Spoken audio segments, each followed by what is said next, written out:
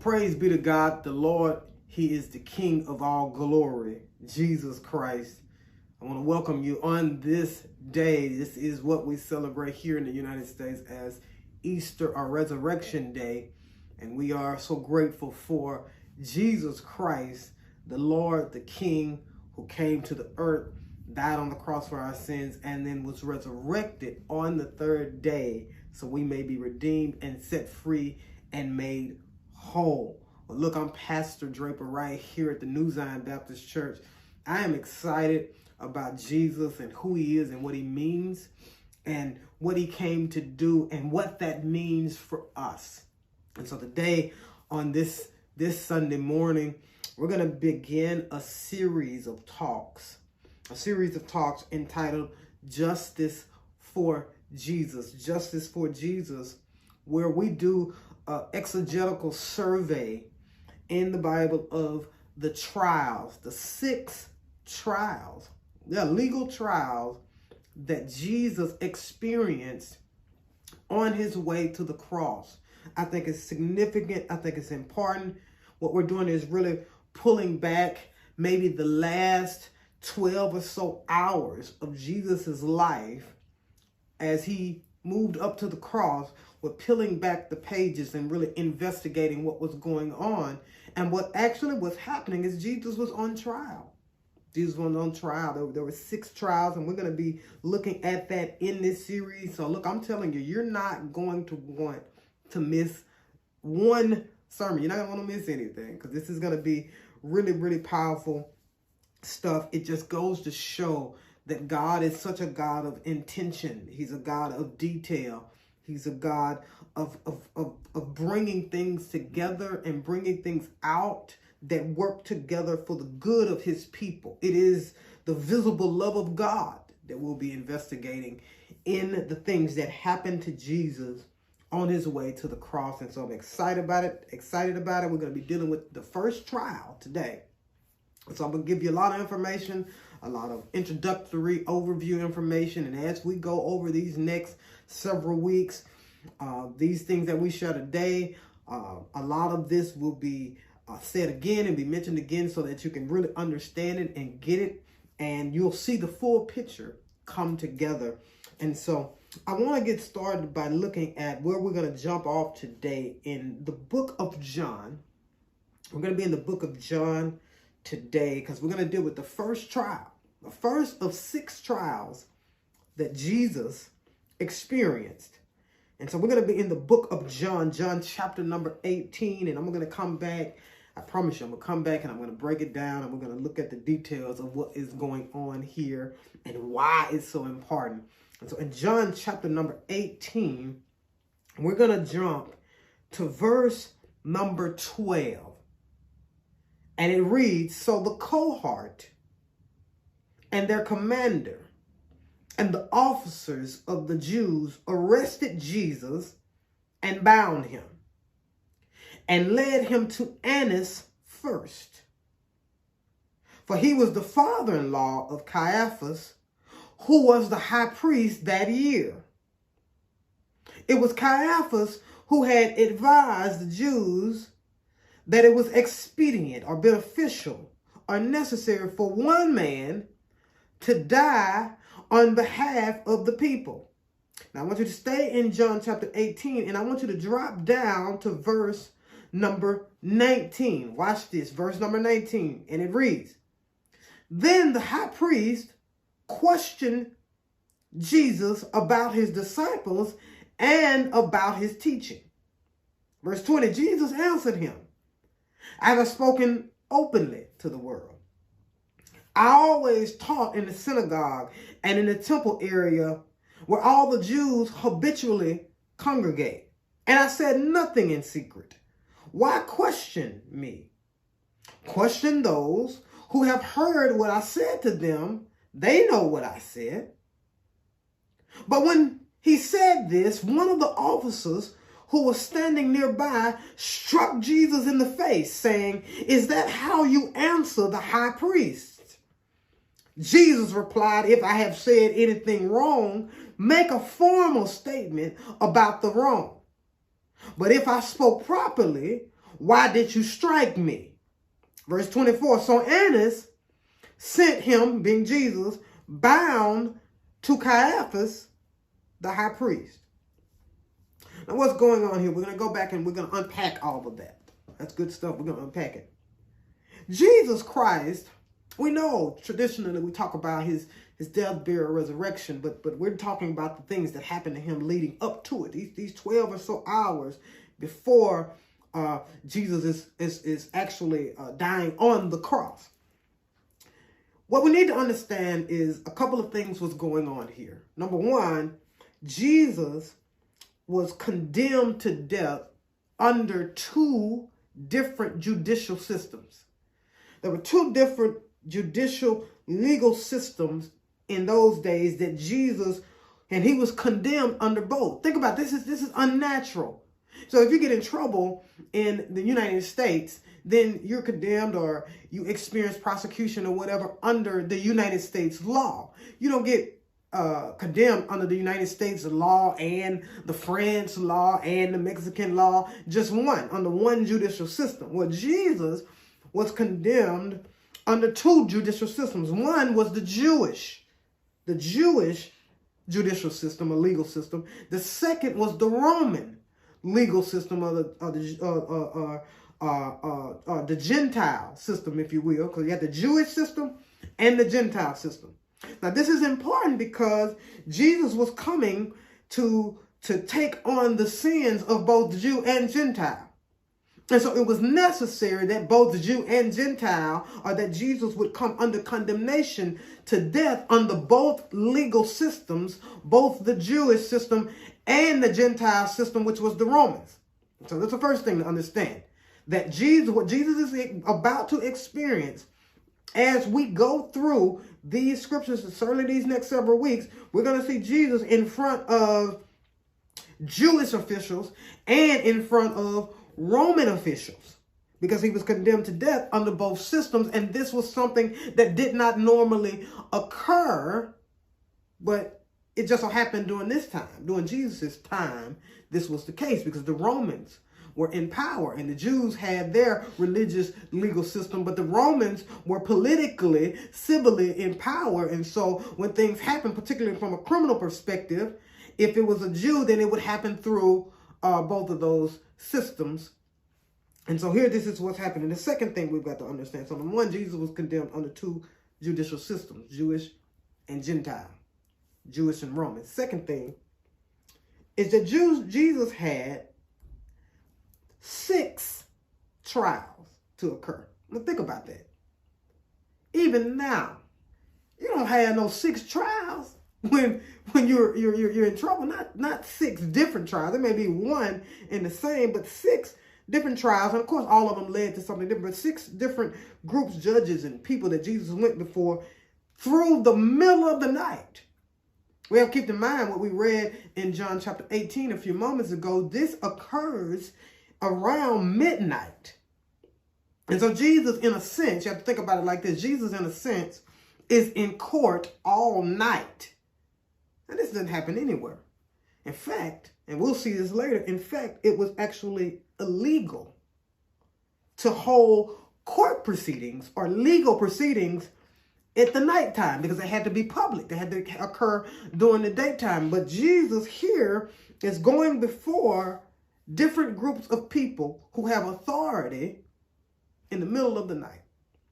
And so we already are seeing with Jesus being condemned under 2 systems to die, and the fact that these things are happening in the middle of the night, 3 religious Jewish trials, and then 3 civil Roman political trials. All of this is happening in the middle of the night. We're already seeing something that's uncanny, that's unfamiliar, that's happening with Jesus on our behalf. It is for us that Jesus is experiencing this, and we've got to dig into the details to look at why is this happening. And so we began in John chapter 18, and the text says, and I want to jump to I want you to see this actually again in verse John chapter number 18, we should still be there. I want you to see this in verse number 12. I'm just going to read 12, well, 12 and 13. Watch this. So the cohort and their commander and the officers of the Jews arrested Jesus and bound him and led him to Annas first. For he was the father-in-law of Caiaphas, who was the high priest that year. So what is going on here? Jesus, as soon as Jesus is arrested, the very first person that they take Jesus to stand in front of, judge, if you will, is Annas. And this is super important. Who Jesus sees first. Because you've got to keep in mind that if you know anything about Jesus' life, particularly these last 3 years, the high priest, the chief priests, the scribes, Pharisees, all the religious leaders, they kept trying to trap Jesus and really, because they were upset with him, they kept trying to trap him, and then they finally got to the point where we've got to do away with him. And so the first person they take Jesus to, Jesus is in the garden. He's in the Garden of Gethsemane. He's praying. Some of his disciples are there with him. Judas comes into the garden, betrays Jesus in that moment. They bind Jesus, and they take him to Annas first. Now, who is Annas, you ask? Annas is, he actually was the high priest years earlier, but he had been fired. He had gotten demoted. He was the high priest, so he's about 70 years or so. So he was the high priest, but from his time up to now, Caiaphas is the actual current high priest. He's a former high priest, but he has a lot of influence. In fact, he's one of the most respected leaders within what we call the Sanhedrin Council. We're going to talk about that later on in this time. And so Annas is about 70 years old. He's the former actual high priest, because you had a lot of chief priests, but you had one high priest. You had one high priest over all the chief priests, and then over the scribes, Pharisees, and all the rest of them. And so this is the person in the top position as it relates to Jewish law. And so Annas, who is the former, kind of the, like the ex-president, if you will, but still has a lot of great influence. He's 70 years old, and we're not going to go through his life in totality, but his sons had been a high priest, and now his son-in-law is the actual high priest, but he has a lot of influence. And so Annas is here, and Annas is a character that's full of greed. He's full of pride. He is a wealthy guy. Now, we're going to talk about why he's so wealthy here in a moment.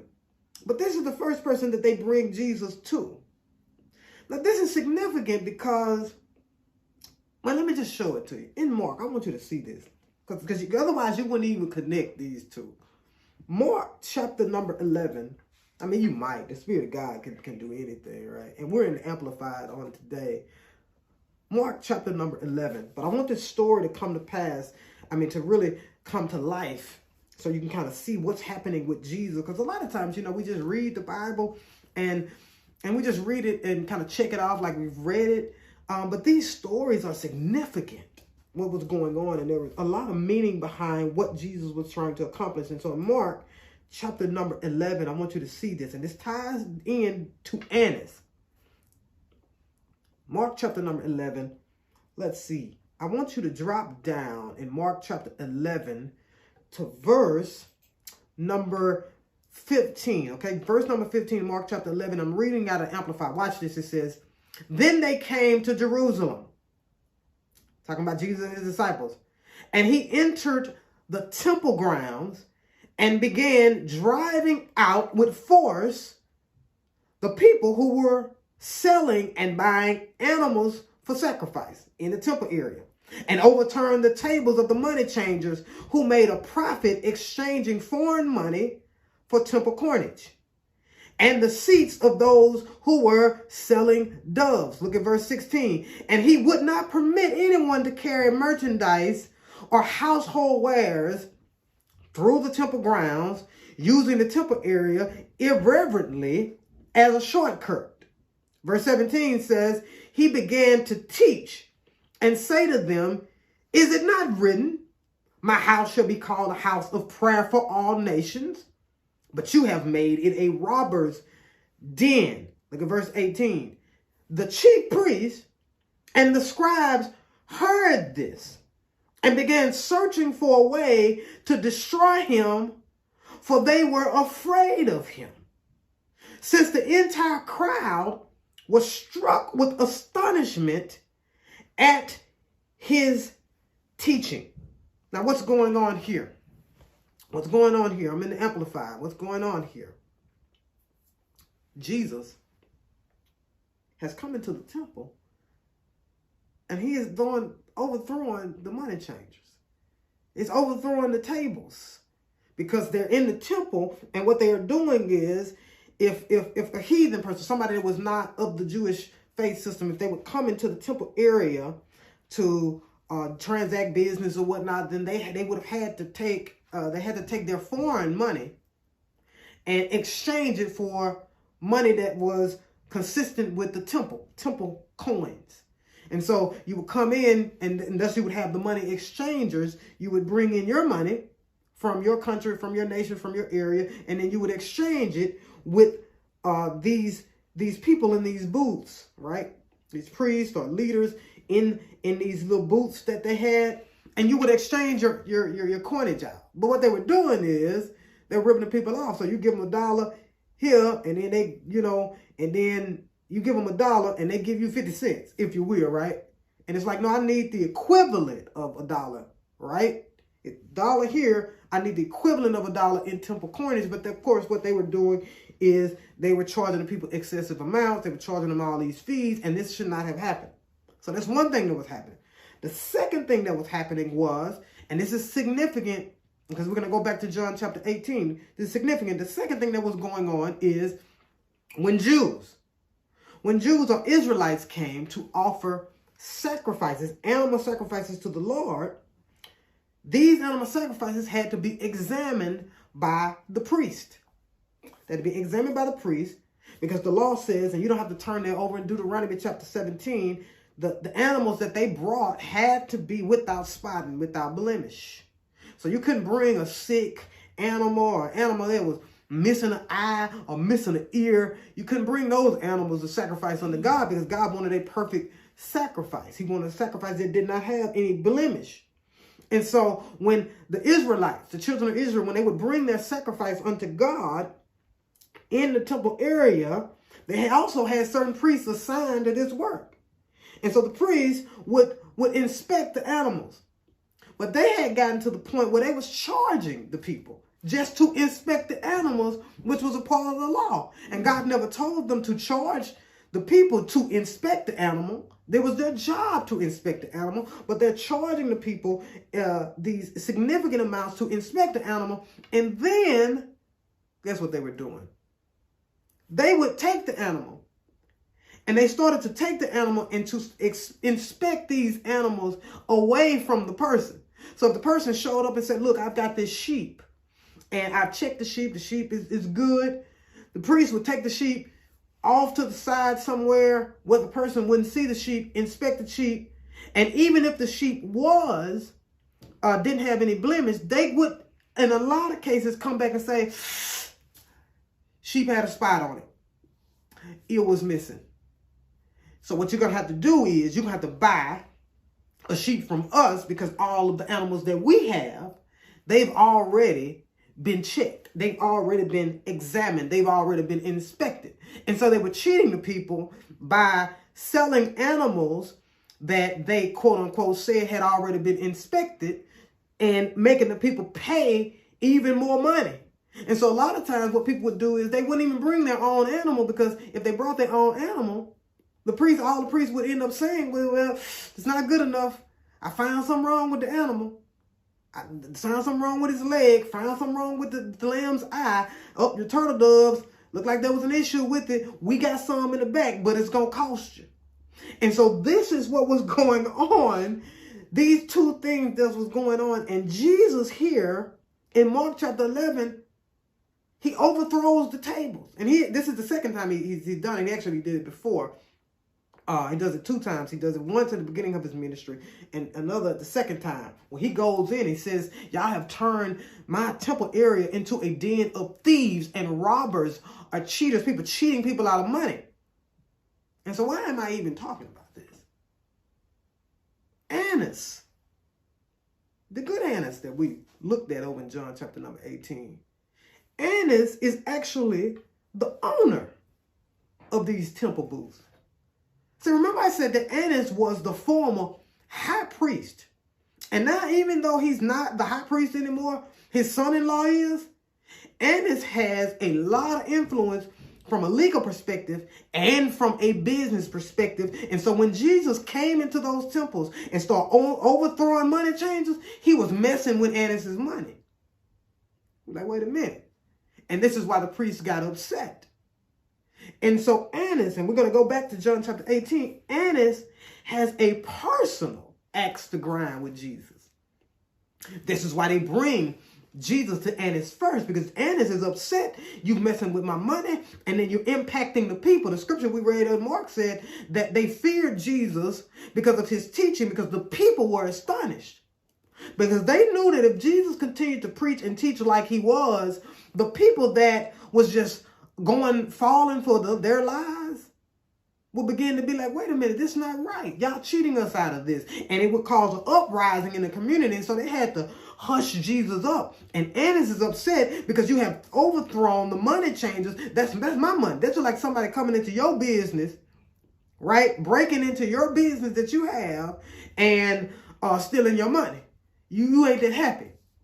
Now, of course, they were wrong. Annas and his sons, right, his family that owned these temple booths that were selling these sacrifices, and then also that was exchanging his money. Of course, that was wrong. That wasn't what God wanted them to do. That was not up under the Jewish law. But he is mad because Jesus is coming to say, this is wrong. You have turned the temple into a den of thieves and a den of robbers. And so they bring Jesus to him first. And it's personal for him.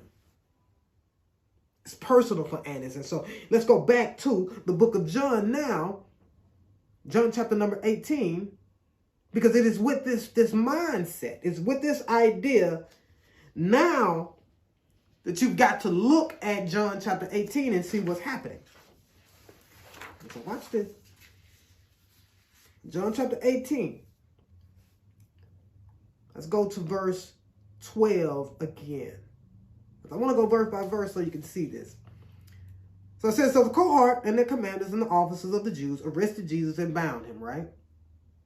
And so they arrested Jesus in the garden. They led him to Annas first. Annas is the father-in-law of Caiaphas, who is the high priest. Now, when they bound Jesus, now we know this from Jewish tradition. Those authors that wrote during those times, they bound Jesus. They chained Jesus. They roped Jesus so cruelly that the Jewish writer or historians tell us that blood actually started to come out of Jesus's fingertips. Blood started to come out of his fingertips because they bound his hands so hard. They were so harsh with Jesus, and they bound him. Now here's the thing. And we're going to see this in a moment when we start talking about these rules that they were breaking. They bound Jesus and they took him to Annas. Well, there has been no real charges, no real reason actually to even arrest Jesus. But they bound him. They put him in pain. They bound him so they could disgrace him and shame him. But because Jesus hadn't done anything, they also bound him, the natural reason to prevent his escape. And then in those days, you would only actually bind somebody, put them in chains, if they had actually been already condemned to death. And so they've got Jesus now, taking him to Annas, and Annas is getting ready to act like a judge, if you will, because the priests in those days, they were.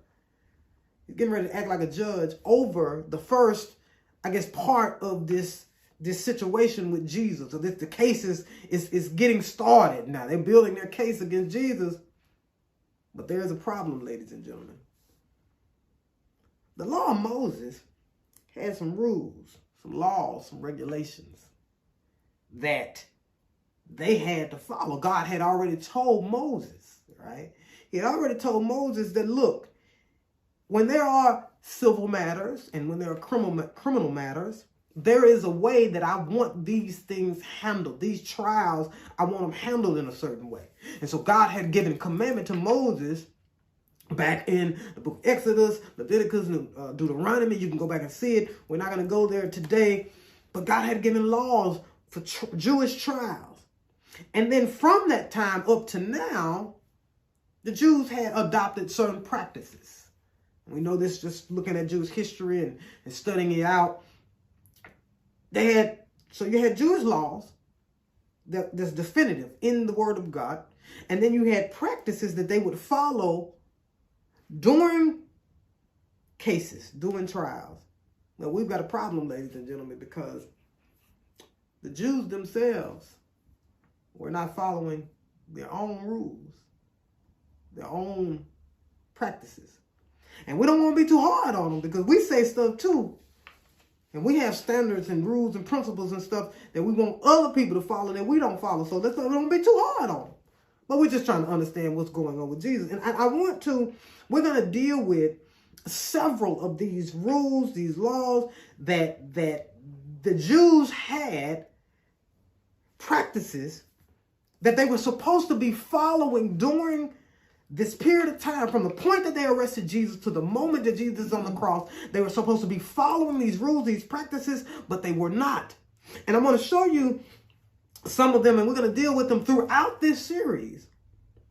I'm going to show you them. So let's deal with a couple of them. These are the key Jewish rules and practices during Jesus' time.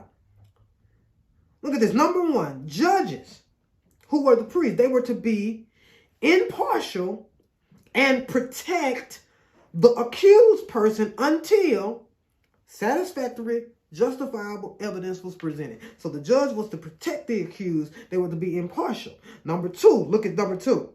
Arrests were to be carried out only under formal accusations, meaning you couldn't have an informal accusation. You couldn't just come up with what you wanted to come up with. You had to have some formal accusation, some formal principle or law that was broken to arrest somebody. You couldn't just all willy-nilly do it in those days because this was a practice. You couldn't do that. But that's not what happened with Jesus. Look at number three, though.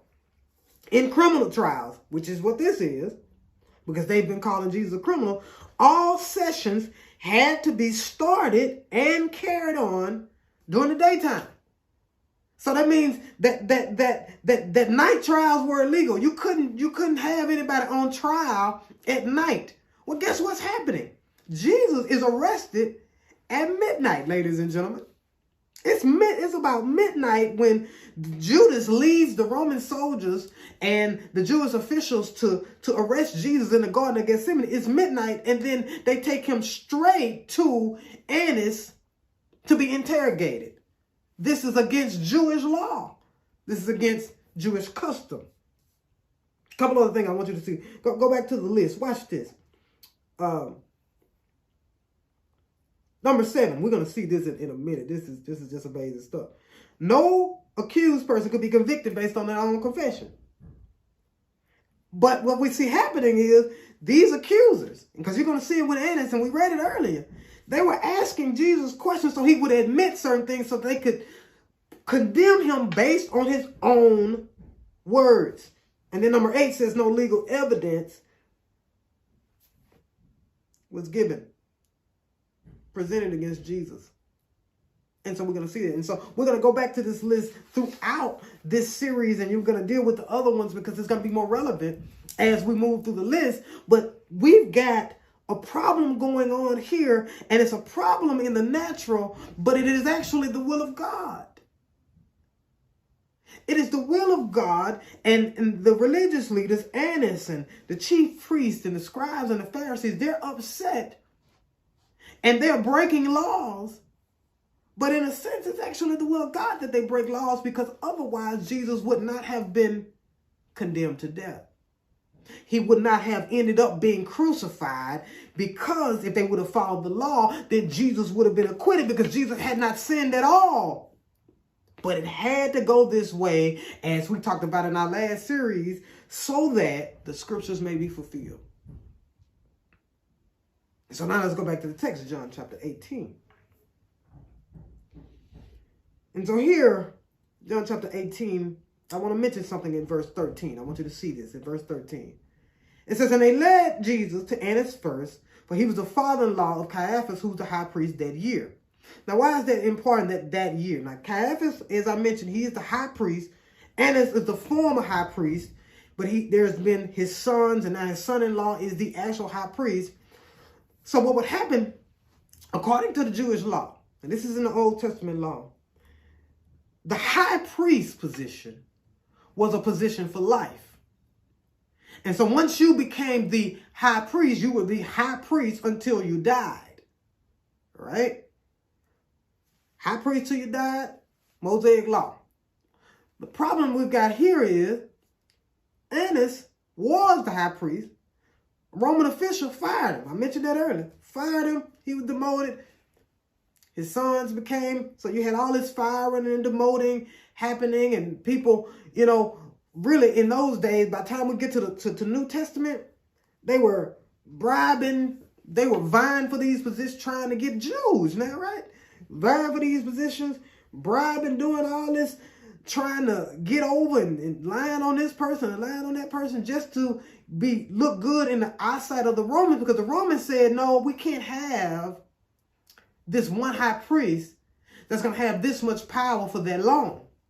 And so the Romans started to control, in a sense, the position of the high priest. And they said, no, we're not going to, it's not going to be these long-term positions.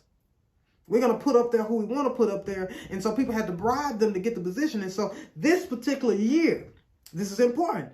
This particular year, at this particular time, Caiaphas is the high priest, because Jesus had to go through a system, the Jewish system, where there was a high priest that would be willing to break all laws so that Jesus would die. And so this is why it says Caiaphas was the high priest that year, because Jesus had to go through this situation with this type of high priest in authority. But guess what, ladies and gentlemen? While they were fighting for positions and bribing each other just to get in position, God was like, yeah, that's cool. Because the person that I need in that seat, at the time that my son finishes his ministry, I need the right person, but the wrong person. Get it? So the wrong person in terms of, you got Caiaphas, you got Annas and Caiaphas, you got these people who are not the type of people that ought to be in position. So they're the wrong people, but from God's perspective, it's the right people, because his will is going to be accomplished on the wrong people doing the wrong thing, but it's the right people. This is what God wanted to happen. And so he's the high priest. And so look at verse number 14. It said it was Caiaphas who had advised the Jews that it was expedient for one man to die on behalf of the people. So Caiaphas, who is Annas' son-in-law, he had already said, it's best that one man die for the people. Jesus has got too much influence. And so he had already made up his mind. Annas too had already made up his mind. Jesus should die. Now remember, we read earlier that one of the practices, the laws of the Jews, is they had to be impartial and they had to protect the accused. Think about it. The judge has already decided in his mind, and his son-in-law has already decided that Jesus should die before the trial even begins. So Jesus was never going to get justice. Not in these night trials. He never was going to get justice. Jesus started out with Annas, who had a personal axe to grind against him because Jesus had messed with his money. And the very next person, we'll see it next week, the very next person that Jesus goes to has already said, oh yeah, he need to die. He needs to die. And this is all, ladies and gentlemen, the will of God. Now, I don't want to be too hard on Caiaphas, because A lot of time when we're looking in the text, particularly when we're looking at religious leaders, chief, priests, scribes, Pharisees, man, we be spanking them hard. But let's think about this, ladies and gentlemen, right? There's a message in here for us, too, in this part. Think about it. All he had did was prejudge Jesus. They said he deserved to die. They was upset with him. We knew that, too. We prejudge people in situations all the time. Regardless of the facts. We don't want to hear the facts. They didn't want to hear that Jesus was doing good. They turned a blind eye to the good that Jesus was doing because what his good was impacting them. And so they prejudged him. Nah, Jesus was never going to get no fair trial. Just like sometimes how we look at people, look at situations, and we ain't even talked to them yet. We not giving them a fair trial either. And so this is what will happen with Jesus. Of course, we're not condemning people to die, so that's a bit different. But this prejudging, this setting Jesus up for failure, they're doing it because they're being evil and wicked, but this is all the will of God because he had to bring his son through this. Now, let's drop down to verse 18 because I want you to see all of this. Now, this is what's happening. So you got Annas. He has an personal axe to grind. The Caiaphas, his son-in-law. Jesus is going to next.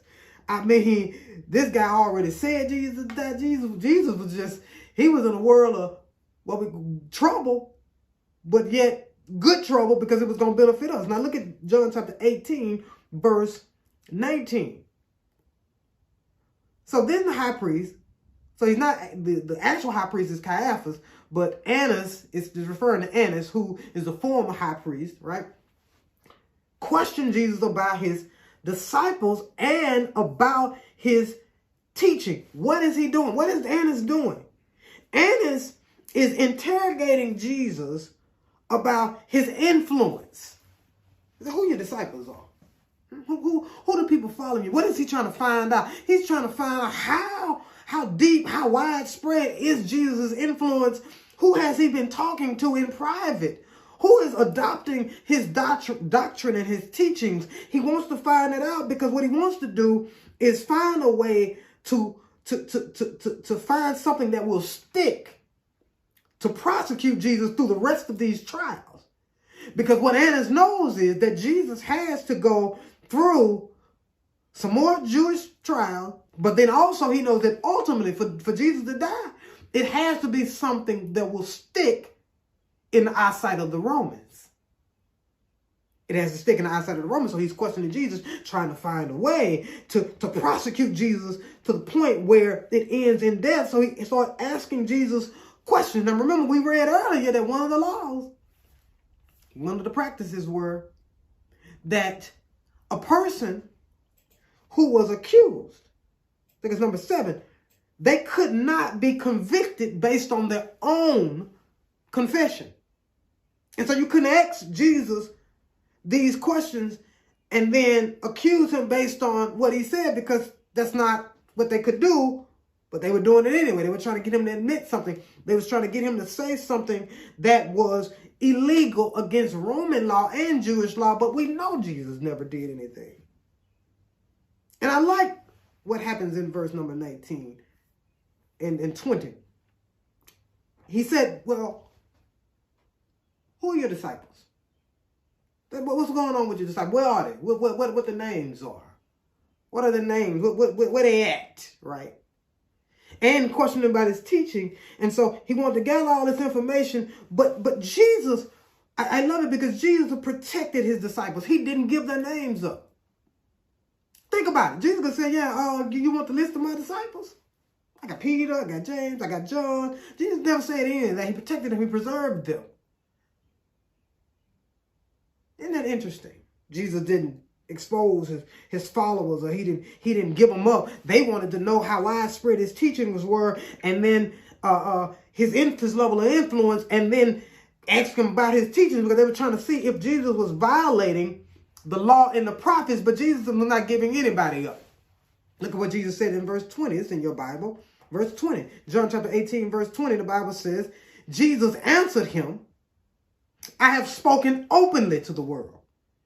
I always taught in the synagogue and the temple area where all the Jews habitually congregate, and I said nothing in secret. Look at verse 21. Why question me? Question those who have heard what I said to them. They know what I said. Look what Jesus' response is. He says, you're asking me about my disciples, my level of influence, where they at, who are they, and my teacher. He said, man, I ain't said nothing in secret. I haven't spoken. He said, think about it. In a sense, Jesus was like, the person that's doing something in secret is you. With this midnight trial at your house, right? Because that's where it was. It wasn't like a courtroom. They are, I didn't mention it earlier, but they are at Annas' residence. Now, Annas' residence is near around kind of the temple area, if you will, because that's where the high priest and the priest, the former priest or whatever, if they were still living, that's where they would live at. But that's where they are, at this man's house in the nighttime, at a time that this was illegal, unadvised. But yet he asking Jesus these questions. Jesus like, man, everything I've done is been open. I've preached, I've taught in the temple. I've taught in the synagogue. I've spoke openly to the world. I have not said anything in secret. He said, and I love what Jesus said. He said, well, why don't you just question the people that heard what I said? You asking me, question the people that heard what I said. Now, why is Jesus saying that? Jesus knows that you got to have witnesses. You can't just question me. See, Jesus knows the law too. You can't just question me like that. So if you're saying that, well, where are your witnesses? Why don't you ask the people? They know what I said. See, here's the thing. The point was they had arrested Jesus, but they didn't even really know fully what he had said or did that was contrary to the law. They were just trying to trip him up to get him to say something. Then what you arrest him for? The whole arrest and the trial was illegal. And so Jesus here says this to him.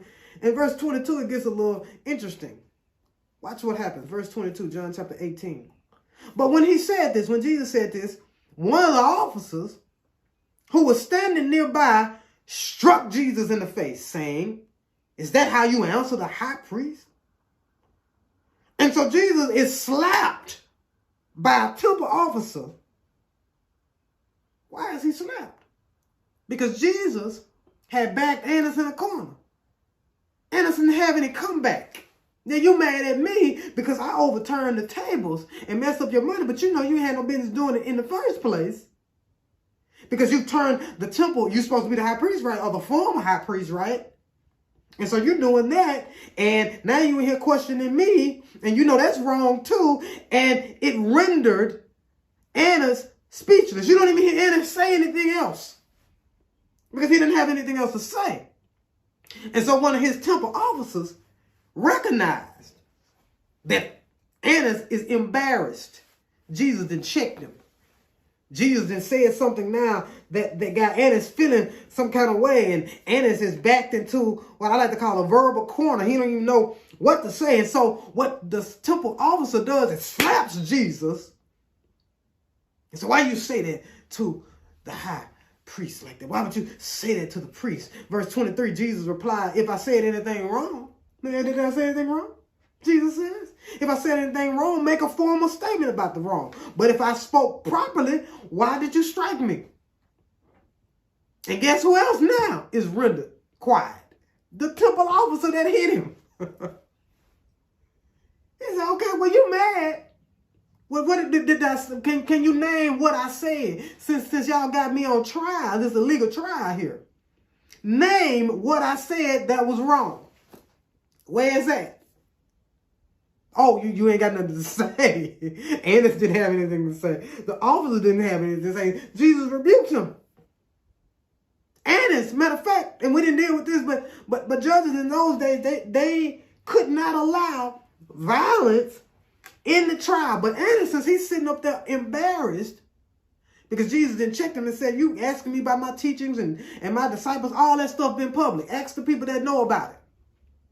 And now he doesn't have anything to say. Judges were not supposed to allow violence in the courtroom or at his house at this point, right? Because it's not a real formal trial. It's an informal trial.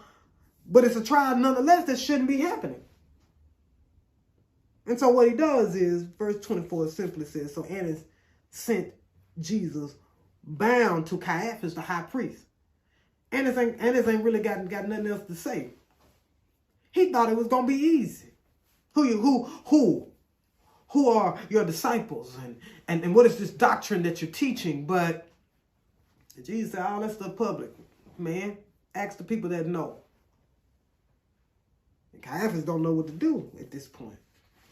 And so, ladies and gentlemen, this is Jesus' first trial. And if we had to evaluate Jesus' first trial, illegal trial, under Annas, he looking pretty innocent to me. Looking pretty innocent. Annas looking pretty embarrassed. The temple officer looking pretty embarrassed.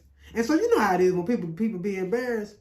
They do other kind of stuff and react all negatively, all harshly. And so what he does is he binds Jesus again, and now he's getting ready to send him to his son-in-law. And so Jesus' second trial is getting ready to begin, and we're going to deal with it next week. What happens? But he had a personal axe to grind with Jesus and finally got in front of Jesus and got his happy self rendered speechless. Temple officer sat there and slapped Jesus. First violent act second violent act, because Jesus had been bound so hard. As I mentioned earlier, you get the head blood, in a sense, coming out of his fingertip. But now he's hit in the face, and the officer that hit him ain't got nothing to say. The conviction is hitting, like, oh, we wrong. But they don't change. Isn't that interesting? Well, look, ladies and gentlemen, next week we're going to pick up right there. We're going to go deeper in the well on this stuff and really, flesh out all the stuff that's happening with Jesus through the nighttime. Because all of these trials happen from midnight, starting with the first one, up to 9 in the morning. Jesus is on the cross at 9 a.m. And then he's dead by 6 p.m. So in less than 24 hours, Jesus is going to be dead. And it all happened illegally, but yet it was the will of God. So that we might be rendered guilt-free. He was rendered guilty on our behalf. He took our guilt, he took our sin, he took our shame, so that we can be released from it. And so here you've got, think about what's happening here, ladies and gentlemen. You've got Jesus, who is God in the flesh, the creator of the world, the creator of it all, submitting himself to mankind, allowing mankind to bind him, allowing himself to go through these trials. Now he done got slapped. He's questioned. And Jesus got some more tough hours ahead of him. He's got some tough hours ahead of him, and it is all for us. And so where is the justice for Jesus?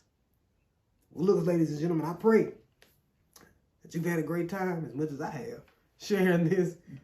We're going to continue in the well next week with this second trial, a legal trial. What's going on with Jesus? Why is it happening? What scriptures are being fulfilled? Why is it necessary? Is it personal? Is it not? We're going to deal with it next week. So I pray you have a great week this week. Understanding that Jesus died on the cross for your sins. He was resurrected that you may be redeemed and set free. And Jesus went through harsh, illegal, unrighteous, wrong situation. Surely he can comfort you when you are wrong, because he was wrong. Particularly, you understand anything about the legal system, you've been done wrong. Jesus knows about it. This brother had 6 illegal trials in one night. And so he knows. And so you be encouraged and be in faith, and we'll see you this time next week. God bless you.